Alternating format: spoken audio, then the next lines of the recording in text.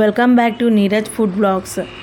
మేమైతే వేములవాడ వెళ్ళే ప్రతిసారి మేము కట్టె మైసమ్మ టెంపుల్ అనేసి అమ్మవారిని దర్శించుకోవడం అయితే జరుగుతుంది.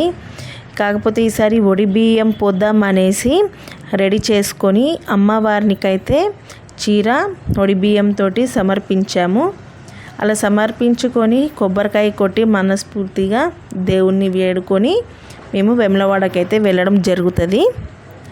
కాకపోతే ఈ చిన్నమాటి వీడియోకి ఎందుకు తీసావు నువ్వు అని అంటే, ఇది ఏంటంటే అమ్మవారిని చూసి ఆడికి వెళ్ళనోళ్ళు ఇక్కడ నుంచి దర్శించుకుంటారు అనేసి మొత్తం క్లారిటీగా దగ్గర నుంచి అయితే తీయలేదు, కొంచెం గ్యాప్ నుంచి దూరం నుంచి అయితే తీసాం మేము. అంటే ఫోన్ అలౌ చేయలేదు లోపలికి, అలా దర్శించుకుంటారు అనేసి నేను ఈ వీడియో తీయడం అయితే జరిగింది.